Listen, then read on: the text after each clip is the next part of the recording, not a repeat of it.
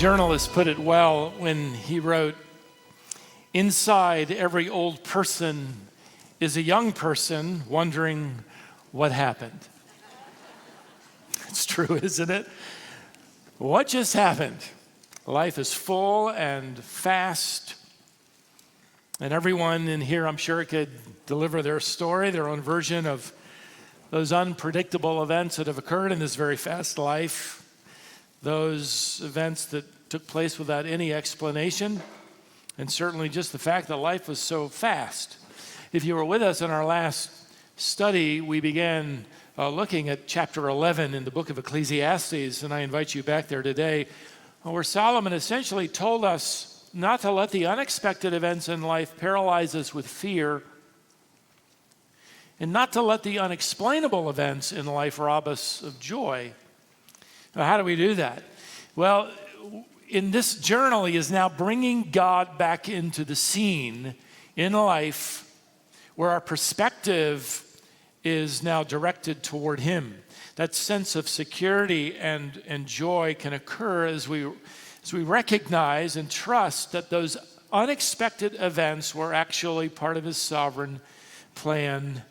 And those events that are unexplainable are equally known by our wise and trustworthy God. I appreciate the lyrics to that gospel song that has this walk of faith in mind for the believer, and it provides a wonderful perspective in lyrical form as it sings, "God is too wise to be mistaken. God is too good to be unkind. So when you don't understand, when you don't see his plan, when you can't trace his hand, trust his heart." It's great advice. When you can't trace his hand, this is a daily exercise of trusting his heart. Now, Solomon, as you know, if you've been with us, is an old man.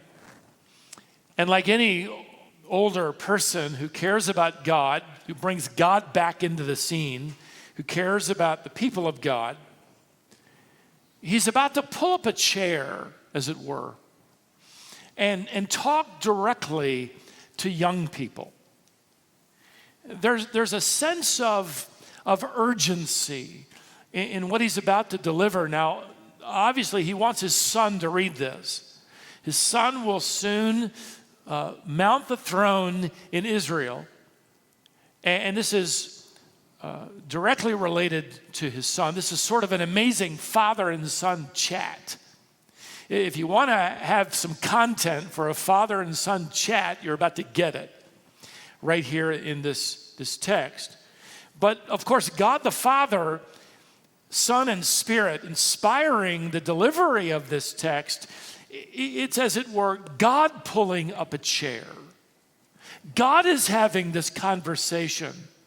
He's looking every young person in the eye and delivering this life-directing, life-fulfilling, life-protecting advice. He wants us to get it right at the earliest stage possible. Just follow along as I read the last two verses where we find ourselves now in Ecclesiastes chapter 11. "Rejoice, O young man, in your youth, and let your heart cheer you in the days of your youth. Walk in the ways of your heart and the sight of your eyes. But know that for all these things God will bring you into judgment. Remove vexation from your heart and put away pain from your body, for youth and the dawn of life are vanity." They are fleeting away. Now, this is an incredibly loaded conversation. Now, let me break down God's advice to young people through Solomon's words here into three statements. I think the first one is a little surprising. I'll deliver it in principle form and then explain it. Here it is. Enjoy your early years thoroughly. Enjoy your early years thoroughly. Look at verse 9 again, just the first part. "Rejoice, O young man, in your youth, And let your heart cheer you in the days of your youth. You might notice, by the way, the same challenge to rejoice appears earlier in verse 8. You might circle the word rejoice there. That's to believers of all ages. Rejoice in all your days, he writes.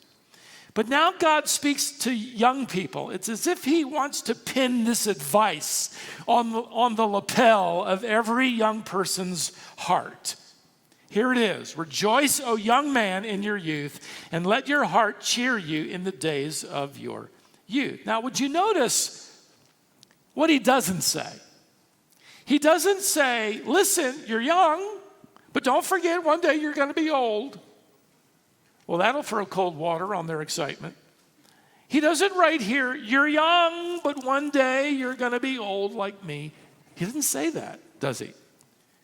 What he does write is for you to enjoy to the hilt your youth. Really? Really? In fact, this text has been a little convicting to me as I've studied it because, I'm now deeply into my 40s. And I make comments to young people like that. You're young, but hey, it's going to pass away before you know it. Well, that's exciting to know. Thank you, Pastor. Or young parents. I find myself doing the same thing. Hey, don't worry, soon they'll be driving away. Well, thank you for that. I remember a moment that was truly encouraging. In fact, I can still picture it, and it came back to my mind. My wife had gotten our twins bundled up. They were probably about a year old. And had him in the twin stroller. We were going to the mall probably for a little sanity break. And that twin stroller, it's about as long as a freight car, and everything is loaded in there. And she's opening the door for me, and I can still picture pushing the twin stroller through the open door, and a woman a little older than us stopped, smiled, and looked down at the stroller and asked, "Are those twins?" And I said, "Yes, you want them? We'll pay you to potty train them." And she kind of laughed. And she said to us, what was really music to my wife's ears especially, she said, "Well, I have twins. It'll get a little easier. It'll get a little easier." Not, oh, hey, one day they're going to be grown and gone. But just take it one day at a time. Survive, but enjoy what you're right in the middle of right now. By the way, it's interesting to me that this is the advice of God to the youth. Think about it. Young people want to do what? Get older. That'll reverse eventually. But they want to get older. And it starts very, very young. My grandson, turned 6 not too long ago, the one here in town. And I could tell when I saw him a couple of days later, he's already over it. I mean, that's so far in. And he's telling me, "Papa, I'm going to turn 7 next. And then 8. He can't wait." And in that youthful stage and into the teens, it's like, I can't wait to get older. I can't wait to drive. 16, can't wait to turn 18, can't wait to graduate, can't wait to go to college, and where to go? Right here and now, here's this advice. Here's this advice. By the way, there's a positive side to that. You and I was this way growing up. Independent, can't wait. Get out on my own. There's a negative side to this. Frankly, this is the spirit of discontent. And it can start early. And the spirit of discontent says, I don't like where I am. I want to be there. I want to be older. I want to be down there. I want to be past that. I want to experience that, which means I don't like where I am. Solomon wants to challenge, essentially, the cultivation of contentment at a young age. He's challenging young people in this sentence with that spirit of discontent. I don't want to be here now. I want to be down the road. By the way, don't overlook the fact that rejoicing here in this text is a command. He's delivered the command to every age in verse 8, so none of us are off the hook. And now he delivers the same command in verse 9.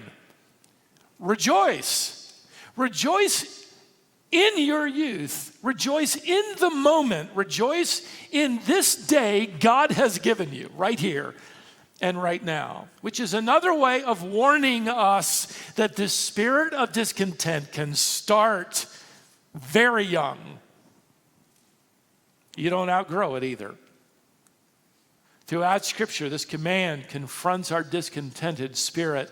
And I couldn't help but think in my study of when it began. You got to go all the way back to this perfect garden, this perfect paradise, this perfect marriage, this perfect communion with God. Eve, isn't this amazing? Adam, isn't this great? Would you like some more? Would you like a little more? Would you like something a little different? You bet.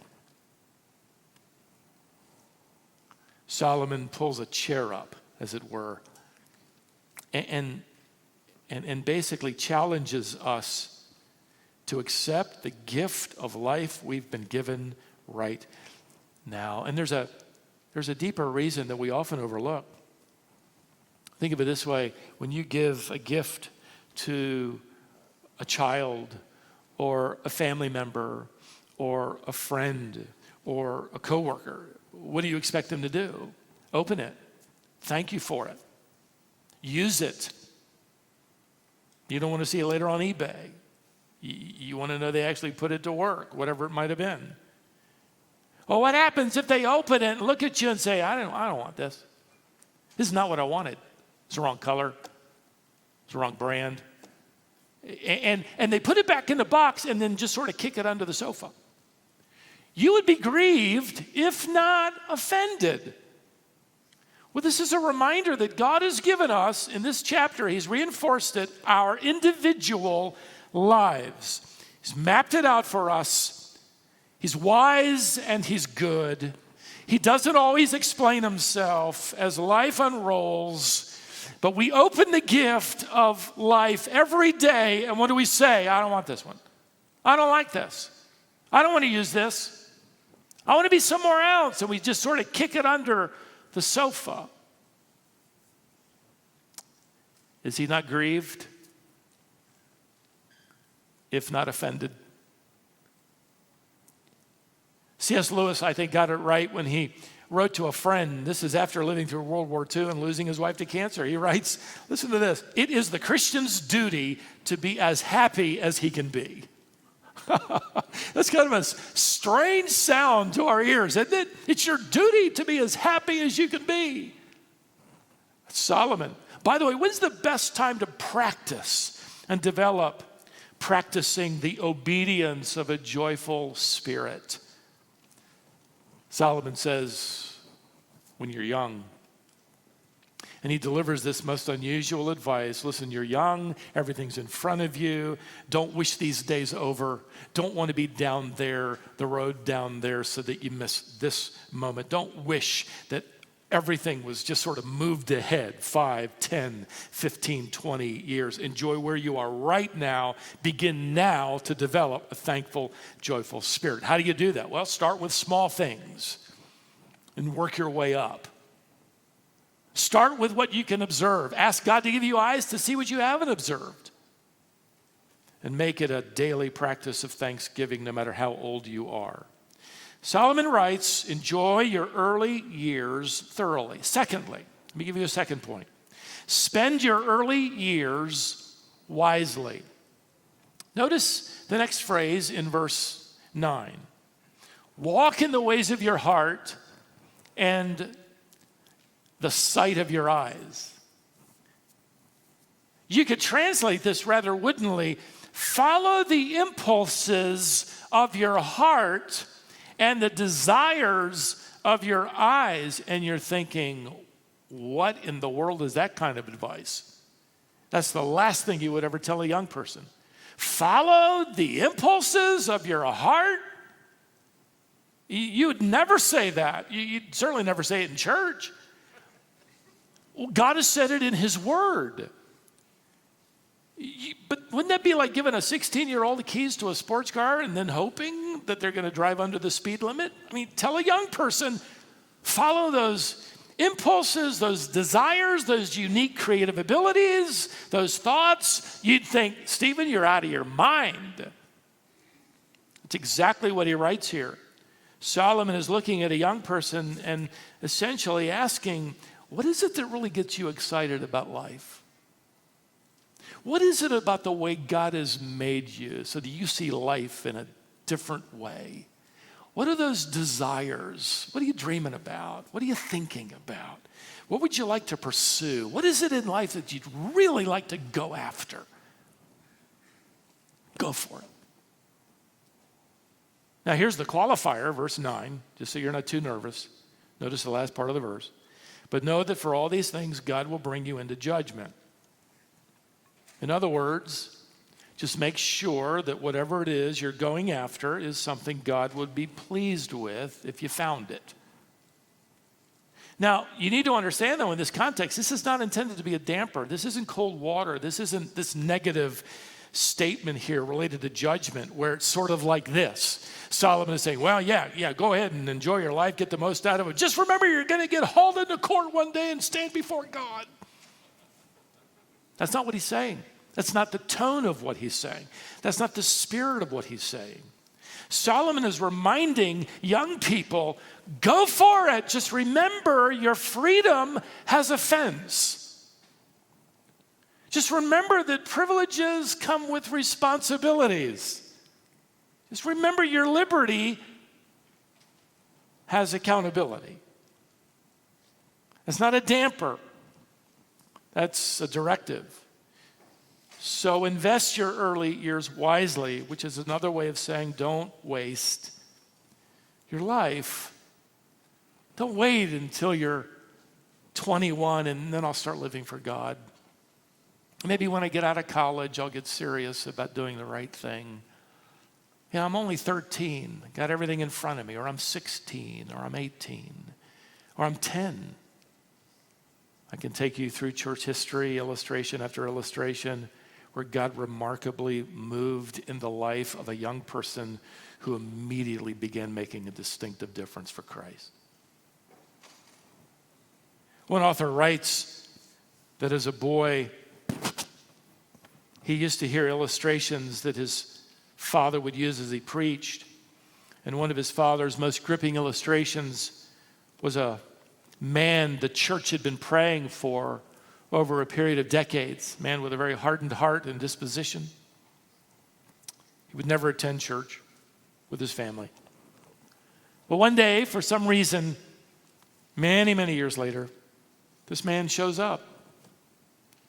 He says, my father was preaching, and at the end of the service, as people were being dismissed, this man actually came down to the front pew of the church, stuck out his hand to my father,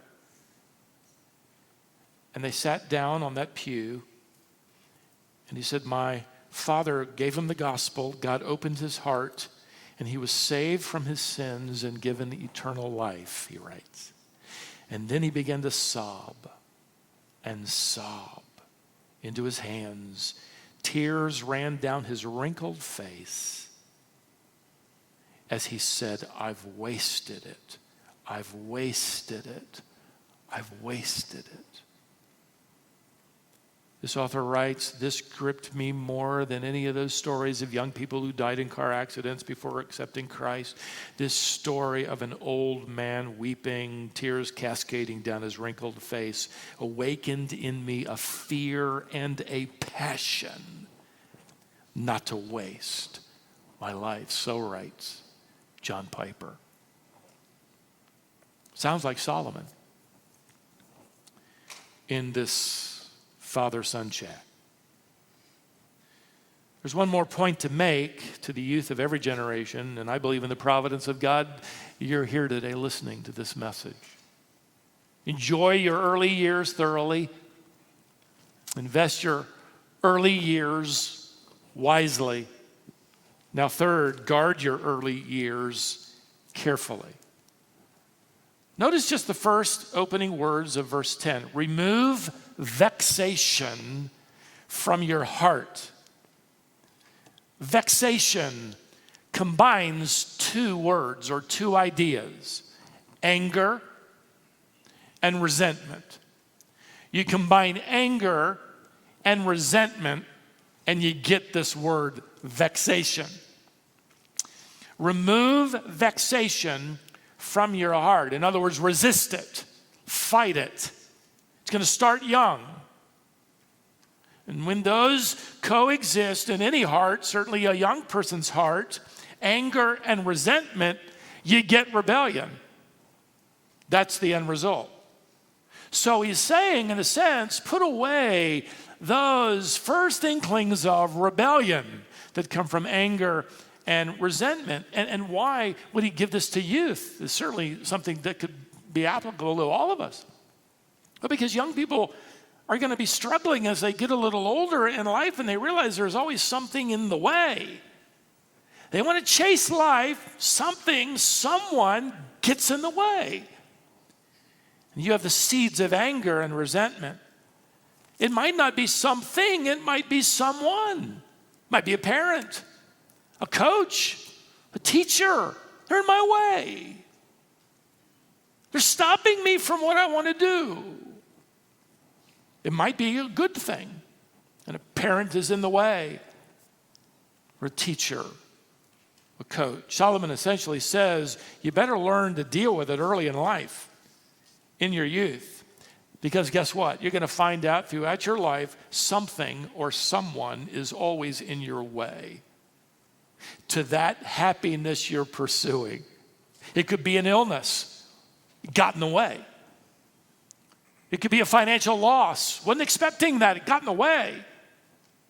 It could be a problem you're dealing with. It just sort of keeps stunting your forward progress. If I could just get rid of that, if that person would just move, and there's that coworker, maybe they beat you out to that promotion, or maybe it's that teacher who gave you a grade that kind of stopped everything. Learn early to resist anger and resentment from growing in your heart, because there's always going to be something or someone in your way. So how are you responding today? Again, it's a matter of going back to that earlier principle that when those unexpected and unexplainable events occur, especially the disappointing ones, God isn't surprised. He's allowing for it within his purposes to shape you and mold you and make you the vessel he intends for you.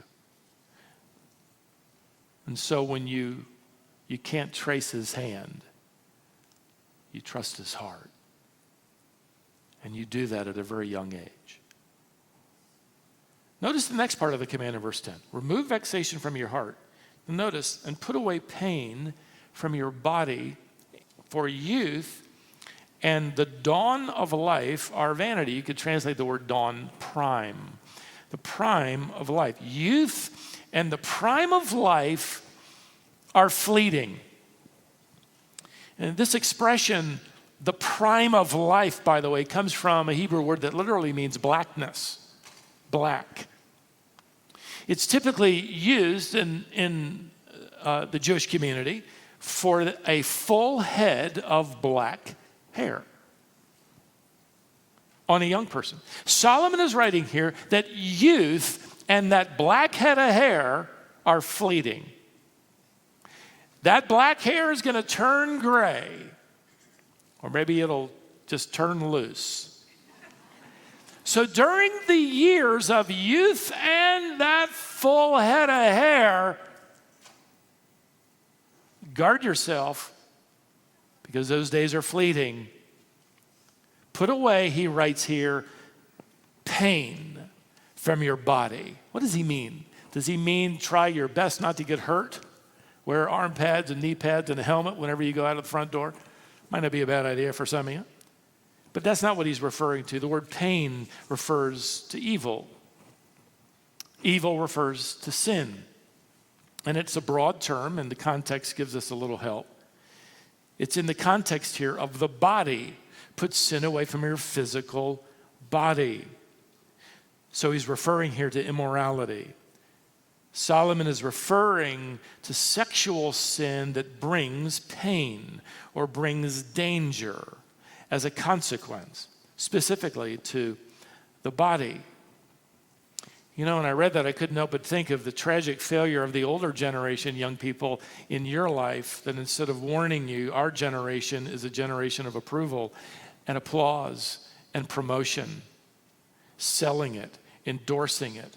Everything from toothpaste to automobiles to the favorite shows to music is all glorifying sexual promiscuity. It's almost become this rite of passage. This is what you should do because you're now old enough.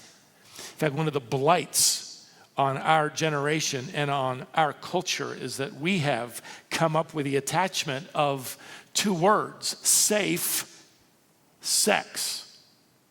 Combining them together. Of course, that phrase is a reference to any sexual activity outside of marriage, which of course would be sinful. Somebody needs to say, and maybe you're in the life of a young person, and you need to say to them, like Solomon is saying to his son and to us, there is no such thing as safe sin. Sin isn't safe. It can bring pain. It'll destroy. It'll hurt. There's no such thing as safe sin. It'd be like going to the beach where they've spotted sharks, and you go out there and you nail up a sign that says safe swimming.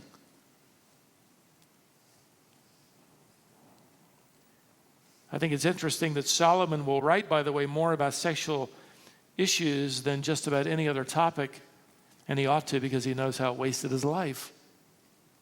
He's now an old man, and he's admitting transparently, this is pain. This will bring pain to your life. As a young person, this isn't a rite of passage. This is to be guarded carefully until you arrive within the parameters of God's design for marriage. He writes to the young men in Proverbs chapter 5 about this danger, and he writes this in verse 11 that is to be taken literally.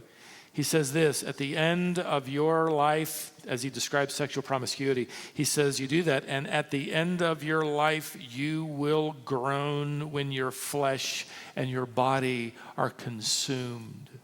What's he talking about? He's talking about the literal consumption of the body through disease. And by the way, this is the warning that's never going to make it into the textbooks. This is never going to be heralded in the movies. This isn't going to make it into the commercials as they promote, the one-night stands or whatever. This is causing this tidal wave, and nobody's warning of the consequences. Listen to something from the Center for Disease Control. Have you heard about the Center for Disease Control lately? Yeah, okay. Well, here's a statistic you'll never see, and yet it comes from them. You can go on the website and read it, as I did. And I quote, a new sexually transmitted infection is diagnosed every 45 seconds. And in its wake are pain, blindness, arthritis, infertility, brain damage, heart disease, and death. In spite of 50 years of penicillin and wonder drugs, millions of people are contracting new generations of incurable sexually transmitted disease. And here's the global rate, every 45 seconds. Let me add to that. 300,000 people contract hepatitis B every year. It's a virus primarily transmitted through sexual contact that causes permanent liver damage and death. They go on to describe the person feels like they have the flu, but their liver is in the process of shutting down. The Center for Disease Control issued a statement just 24 months ago, and I quote, Combined cases now of syphilis, gonorrhea, and chlamydia have reached an all-time high in the United States. There were more than 115,000 syphilis cases reported this year. Gonorrhea increased to more than 580,000 cases. Chlamydia increased to more than 1.7 million cases. Do the math, that's 2.4 million cases of sexually transmitted diseases reported causing sickness, pain, contagion, and even death in 1 year. And ladies and gentlemen, you've not seen one news report. You've not seen one report in print or on television. You haven't watched one press conference from the Center for Disease Control that has affected in 1 year 2.4 million people. No mandate, no restriction, no warning delivered. Why? Because our world doesn't want to own up to God's design. Our world wants you to believe you're just another evolved animal. Our world wants you to do anything but hear any of the advice of Solomon or the church or God, for that matter, that would in any way restrict what they do with their bodies.